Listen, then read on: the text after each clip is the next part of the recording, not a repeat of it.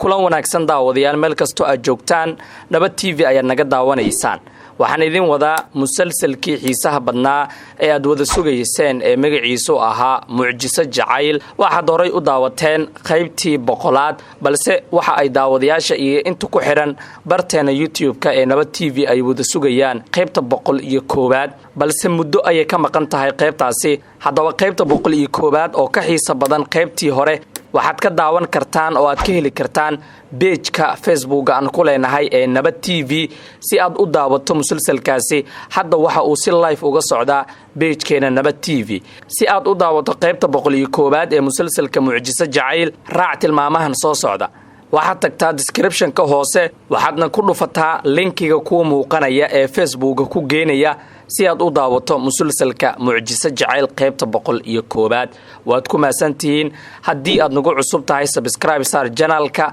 oo furo gambaleelka si uu kugu soo dhaco muuqaalada aan soo dhigno barteena YouTube-ka